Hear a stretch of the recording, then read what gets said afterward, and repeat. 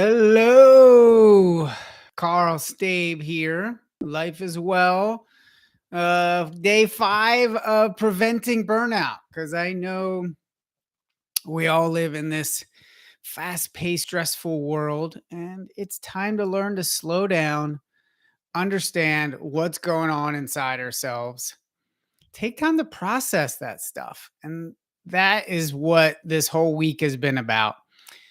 I'm excited because too often we go, and it's when we feel um, the the rush of, or I should say, the de-escalation of energy that says, "Hey, you need to slow down. You need to take your time and stop overdoing it. Stop doing this or that."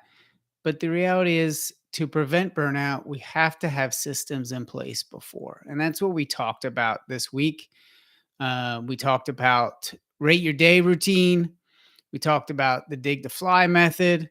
We talked about, just taking some time to slow down and process what's going on in our lives. Then once we do that, right, we can't just go back into the regular mode again. We can't just say, "Oh, I'm going to start doing these things again," and we're going to fall back in the same trap, and we're going to, feel fatigued real quickly again. We need to make changes. We need to make lasting changes. And that also means we talk about taking breaks, taking breaks throughout the day, finding time to, process your thoughts and emotions. But it also means, because we talked about the two reasons for burnout, and most common is overwork, but one that's not talked about is underwork. We get burned out because we stop caring about the work that we do. We stop enjoying our work. There's the quote. I always forget who says it, but basically, um, if you have a purpose, you can find a way to keep getting back up when you do get knocked down, when you do fail, when you do struggle, when you have a setback at work, when a coworker says something that is just not that nice. We can persevere because, if you think about it, burnout can occur. Burnout's real. um, but it also is, a lot of it's mental, a lot of it's how we process things. Viktor Frankl went through the Nazi concentration camps as a Jew in the 1940s.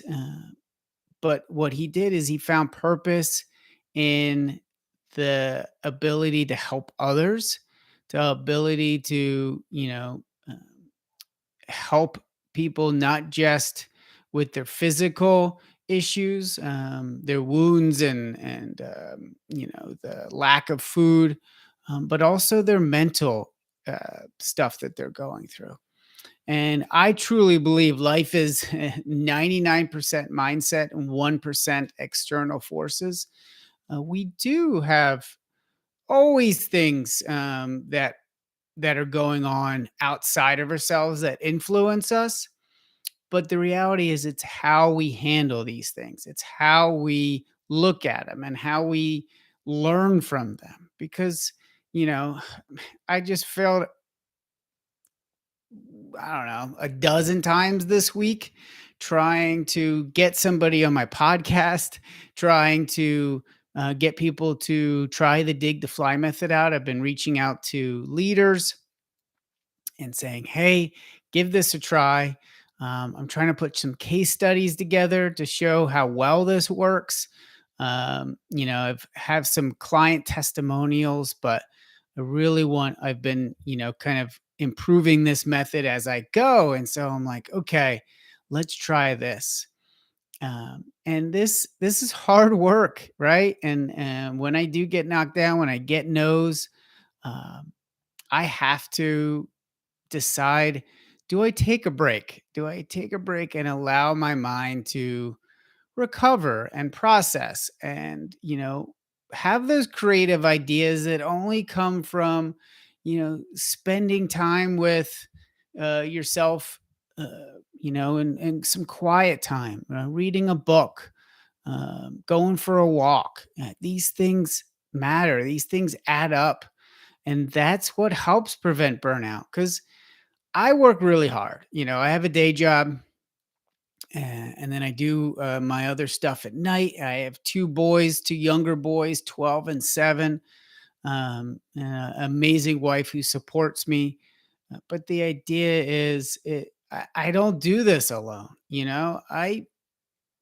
Just from having great systems in place, my end of day routine, my morning routine, my routines throughout the day, all support me. But then it's also the people in my life. Like I said, I couldn't do this without my wife. I couldn't do this without my friends, my partners in business. It's it's a community. It's all part of the community that I'm building and that I'm trying to build. Even my clients, like, I get energy from them, like, and I get ideas when I'm working with people and I'm, consulting with businesses. And the more that I do that stuff, the more I grow and the more I kind of stretch outside my comfort zone. And the reason I'm saying this is because sometimes that's where burnout can occur. We stretch too far outside our comfort zone, it overwhelms us, and we take on too much, and we can't handle it. So what I'm saying here to you is, have these systems in place to have these internal checks, right? Like the rate your day system, the dig to fly method, having a partner that you can talk to, having a therapist is really huge. Because when you have these systems in place, you're more productive, you're happier, and you can catch yourself before you burn out.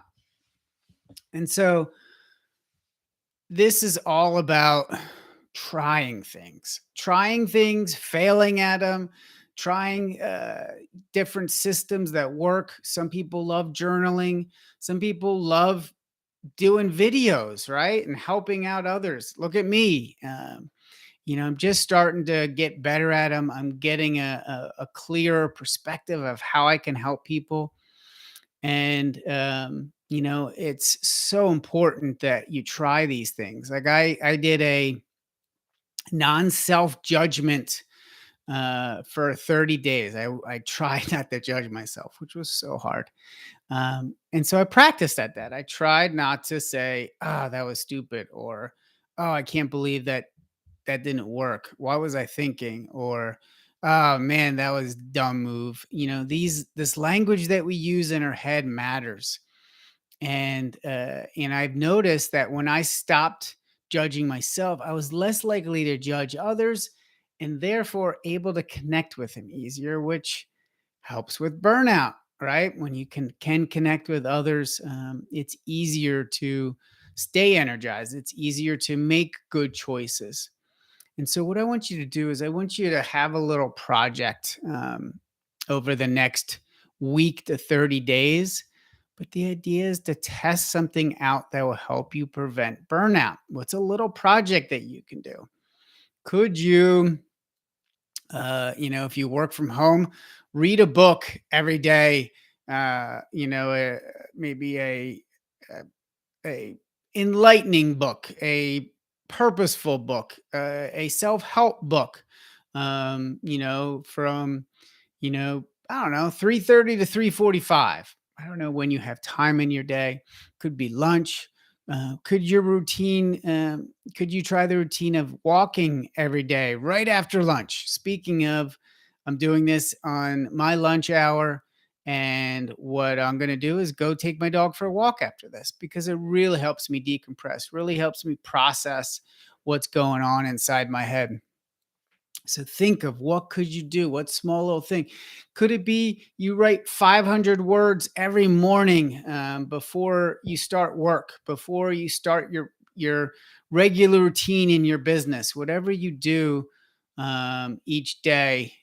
Could you write 500 words? And maybe it's to write for your website. Maybe it's to write in your journal. Maybe it's to write for Medium, the blogging platform. Whatever it is, the idea is what could you do to help you process, help you grow, and then test it out. Have a hypothesis. This is the such a good and fun part about life, but we don't think, okay, this week, my hypothesis, if I journal every day, I will feel this way. Insert how you will feel. When you do that, what you're doing is you're planting a seed. You're planting a seed to say, I'm going to try this thing and I wonder how it's going to turn out. Now you're setting this curiosity seed to blossom. Now, it doesn't always work out. And sometimes, like, oh, I don't like waking up every day at 6 a.m. to write for 30 minutes. It's too much. So maybe you write every day from 12:30 to 1 o'clock on you eat lunch for the first half hour, then you write. Maybe it's going for a walk. Maybe it's, taking your dog outside and throwing the ball for 5 minutes every day, right? And just try to make it a regular routine and see how it helps you. Write in a gratitude journal. I'm a big fan of gratitude. This is a lot how a lot of this stuff started is just me wanting to change my mindset. So think of something that you want to try and set a goal. 7 days, 30 days, try it every day for, I don't know, maybe it's push ups, right? I want to do uh, 5 push-ups a day for 7 days. See how I feel. Then what's the results, right? Review it. Hey, maybe I start doing 10 push-ups a day. Try to work your way up. Whatever it is, whatever's going to help you work on your health, prevent burnout, work on processing your thoughts and emotions. Like I said, I love the rate my day routine because it helps me at the end of the day think of the things I've done well.